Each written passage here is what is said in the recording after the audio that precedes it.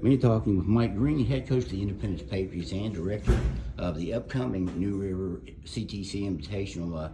First of all, Mike, I want to talk about the Invitational a little bit. It just seems like it's growing every year. Yeah, no, Dave, it is. And, this year we expanded to 4 days. We started with 20 area high school basketball teams, both boys and girls. The success of the event has been solely on those head coaches that really allow me the opportunity to get matchups, to where we can get some premier prime matchups. And obviously we're trying to juggle sectional opponents and so forth, so there's not that potential for 4 games in a season for certain teams. But the coaches have been amazing, very supportive of the event, and I'm very grateful for that. I know you've had to do some schedule jumbling around because of the COVID situation at some schools. How tough has that been? I mean, you got to do it for your school too, I'm sure. So you got a little bit of warm up for it. But has it been tough to find people? Yeah, it has. First we lost Liberty. Liberty was, they were the first quarantined out, and then we lost Nicholas County. Found out today the Spring Valley girls team is having some issues as well. So. But overall, knock on wood, we can get started on Wednesday and no outbreaks. I think the people are going to see, not other than the state tournament, I cannot imagine a tournament or an event in West Virginia is going to have better talented teams and competition on the floor. From on the quad A level, Morgantown's coming down, both boys and girls. Got Cabell Midland coming. Obviously, we're excited to have Woodrow here.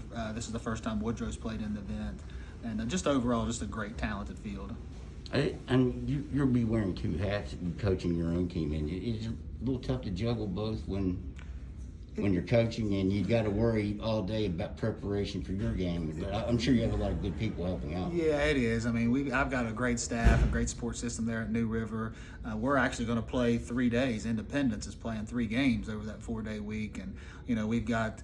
We'll play Man on Saturday, which is #1 single A school. James and Rose undefeated. I think they'll be in the top 2 or 3 as well. But overall, we got a great group of people there at New River, and it'll be a great event. And the only thing that concerns us a little bit about is the attendance policy and making sure that we don't over exceed the 25% that their armory has. So in order to do that, we've got to move people out after each game. So one thing I could ask you to help us spread the word that we're going to have to get people in and out after each game of the Invitational. Any games aside from your game that you're looking forward to seeing? Yeah, Shady Morgantown on Friday night. I think that'll be a good game. Morgantown and Woodrow during the day.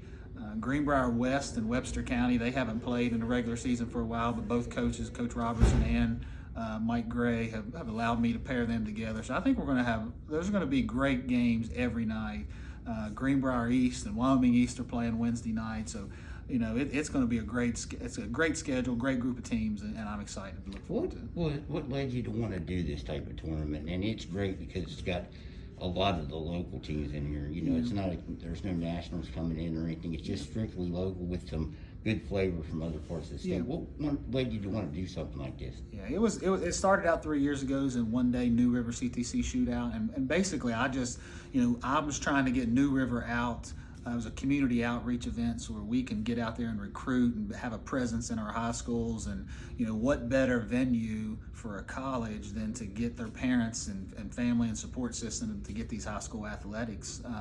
So that was the main purpose, is just to use it as a tool to help spread the word about all the great things that are happening at New River Community and Technical College. And then again, it's grown to 3 days and now 4 days this year. Are you glad to have your team playing 3 nights because you guys have been off? And I imagine more than anything, you guys just need to play some basketball. Yeah, we got 3 games, and we're working with a couple teams now to try to add another game. So that'll give us hopefully 4 games next week. The following week, we got 4 games scheduled. So we had scheduled 18 originally. We lost 6 so far. We've only got 1 made up, 1 rescheduled. So we're going to be looking for games and to get them at the Armory where the sectional is going to be held is a good venue for us. Can you think of any highlights of the past CTC? Did anything stand out? maybe a game? Yeah, or a no, player, well, a I tell you, performance? Dave, I tell you, last year prior to COVID, it was a January event. We sold the Armory out both Friday and Saturday night. Right. We had Wyoming East versus West Side, Shady versus Greenbrier East on that Friday night. Then we came back, Chapmanville and Obina came up. We had Bluefield. I mean, it's been a long, long time since the Raleigh County Convention Center has been sold out for I would high school imagine basketball. the Abena versus Bluefield. I think Wyoming East West Side was right after that. Well, the Wyoming East West Side was before that, and they're the ones And who then, packed. yeah, that's right. That was. And you know Wyoming County basketball. My nephew played down there. Corey Bowles at West Side, and my wife's from Mullins, and there's nothing like Wyoming County basketball, and they filled the Armory last year for us. So that would probably be the highlight for me, is just seeing the community support of all these teams.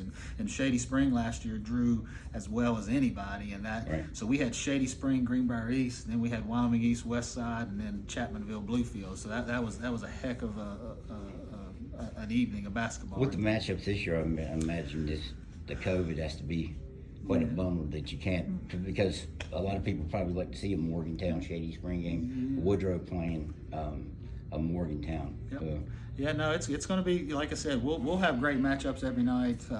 From that Wednesday night 8 o'clock game, again, Greenbrier East versus Wyoming East, and then we have West Side and Princeton play. And then, like I said, I think that game with Man, between Independence and Man at 6 o'clock on Saturday night. Right. I think the Man Hillbillies will be traveling to Beckley.